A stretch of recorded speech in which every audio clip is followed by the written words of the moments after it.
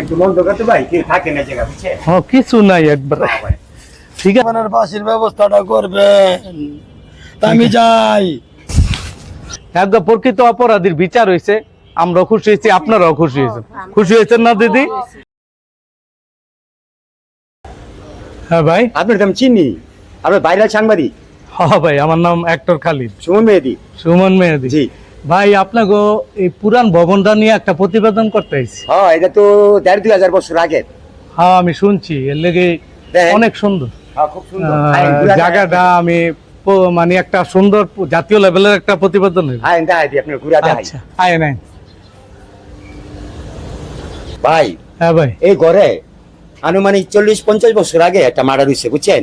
অনেক সাংবাদিক আসছে, গেল, রিপোর্ট লাগলো, কিন্তু এটা কোনো তদন্ত পাইলো না বিষয়, কিছুই পাইলো না ভাই। অনেক পুরান। হ্যাঁ, যদি আপনি একটু দেখতে পারেন চেষ্টা করিয়া। হ্যাঁ, একটু দেখি। বাইরের সাংবাদিক আপনার কথা। আচ্ছা, দেখি কি অবস্থা, একটু দাঁড়ান, আপনার দাঁড়ান।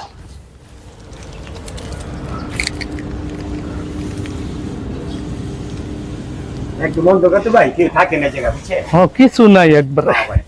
ঠিক আছে, আমি একটা প্রতিবেদন করি, দেখি আল্লাহ কি করে। আপনি সাকসেস হতে পারেন। ওই সাইডটা দেখি, চল। অনেক সাংবাদিক আইলো গেল। খালিদ ভাই। হ্যাঁ ভাই, তাহলে আমার একটু কাজ আছে ভাই, আপনি রিপোর্ট করেন। যাবেন গা? হ্যাঁ ভাই, ইনশাআল্লাহ আমার একটু কাজ আছে ভাই। হ্যাঁ, দেখা হইব। আল্লাহ হাফেজ ভাই। হ্যাঁ, ফোন দিন ইনশাআল্লাহ। আসলে অনেক পুরান, ঐতিহ্যবাহী, মানে এত পুরনো একটা জায়গা। কয়দিন পর পর এই জায়গায় মার্ডার হয়। হ্যাঁ,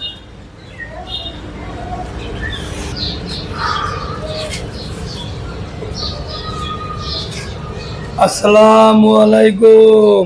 ওয়ালাইকুম আসসালাম। আপনি কে ভাই? ভাই, আমি একজন সাংবাদিক, একটা রিপোর্ট করতে আইছি। আমার দুটা কথা শুনবেন। কি বিষয়? এই বিল্ডিং এর ব্যাপারে আর একটু কিছু কথা বলতাম, ভিতরে চলেন। ভিতরে? আচ্ছা, ঠিক আছে, চলেন। চলেন। এই বিল্ডিং সম্বন্ধে, মানে এই পুরান জায়গাটা সম্বন্ধে অনেক কিছু জানেন আপনি? অনেক কিছু জানি। ও আচ্ছা, ঠিক আছে, আয়েন, বসেন। আল্লাহ, এই যে আমার পিছনে বিল্ডিংটা দেখতেছেন, এটার পিছনেই, এটার ভিতরেই আমার বর্তমান রানিং চেয়ারম্যান আর ঘনিষ্ঠ বন্ধুরা জবাই করছে। এটা রাজবন্ধ কুল কিনারা কোনো বিচার হয় নাই। তা আমার কাছে কিছু তথ্য আছে, আপনার আমি দিয়া দিমু। আপনি এই তথ্যটা দিয়া প্রচার করলেই চেয়ারম্যানের ফাঁসি হইব। আচ্ছা, দেখি কি তথ্য আছে আপনার কাছে। এই যে তথ্যটা দিলাম, এটার কাছে কুকৃতি আছে চেয়ারম্যানের। কেউ বন্ধু একটু মোবাইলটা দেন না, একটু ছবি তুলি মিয়া। আমি মোবাইল তুই চালাতে পারতি না, যা দিয়ে এবার একটু এটা না দিতাম না। একটু দিয়ে না তে আমার এটি কি গুলি দিতি না মানে নাই। স্যার, আচ্ছা, এত সব ডকুমেন্ট, আর এই জায়গায় যে হত্যা হয়েছে, আমি আরেকজন আমারে বলছে, তো এটা আপনি জানলেন কেমন? যারা হত্যা করছে হ্যাঁ আমি। হ্যাঁ, কি কয় এটা? ভয় পাইয়েন না, এটা চেয়ারম্যানের বিচার না পর্যন্ত আমার আত্মা শান্তি পাইতো না। আমার আত্মাটা নিয়ে খেলে আমি ঘুরতেছি। আপনার মারফতে যদি চেয়ারম্যানের বিচার হয়, আমার আত্মা শান্তি পাইব। আচ্ছা, ঠিক আছে, আমি আপনার আত্মা যাতে শান্তি পায়, আমি এই ব্যবস্থা করবো। তো আপনি যে ডকুমেন্টস দিচ্ছেন, আমি মোটামুটি যা বুঝলাম, চেয়ারম্যানের ইনশাল্লাহ ফাঁসি হয়ে যাব। আপনি কোনো চিন্তা করেন না, আমি একটা ব্যবস্থা নিব। আমার আত্মাটারে শান্তি দেন, যেভাবে হোক চেয়ারম্যানের পাশে কার্যকরী আপনার দেওয়া হইব আমি আশা করি। আচ্ছা, ঠিক আছে, আমি ঠিক মতন করবে। আমি চেষ্টা করবো। আমি কোনো ভয় পাই আমি কিছু করবো না। বর্তমান চেয়ারম্যান অনেক ক্ষমতাশালী, এটা আমি জানি, কিন্তু আমার রিপোর্টের, আমার কলমের ধারও ইনশাল্লাহ বাঁচতে পারতো না। কথা আমি খুব খুশি হইলাম। আপনারা দিয়ে হইব যেভাবে হোক চেয়ারম্যানের ফাঁসির ব্যবস্থাটা করবেন। তা আমি যাই।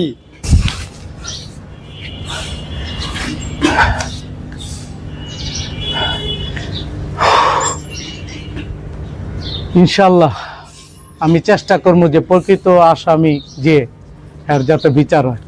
এইবার আমার হাতে চেয়ারম্যান বাঁচতে পারতো না, আমি আপনার কথা দিলাম। খালিদ ভাই, আপনি একটা মামলা নিয়ে করছিলেন না? হ্যাঁ ওই চেয়ারম্যানের বিরুদ্ধে লিখছিলাম। ওই চেয়ারম্যানের বিরুদ্ধে সারা দেশে তো আপনার সুনাম বাড়িয়ে গেছে গা ভাই।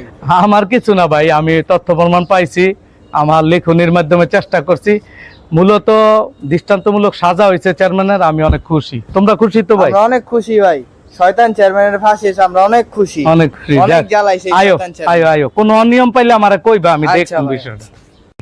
দেখেন মানুষ কত হারাম। এই চেয়ারম্যানের যখন ছোট ছিল, ওর ঘনিষ্ঠ বন্ধুরে মাত্র একটা মোবাইলের জন্য হত্যা করছে, বুঝছেন? আজকে এই যে ৬০-৭০ বছর পরে বিষয়টা উদ্ঘাটন হইলো যেভাবে হোক, একদম প্রকৃত অপরাধীর বিচার হয়েছে। আমরা খুশি হয়েছি, আপনারাও খুশি হয়েছেন। খুশি হয়েছেন না দিদি?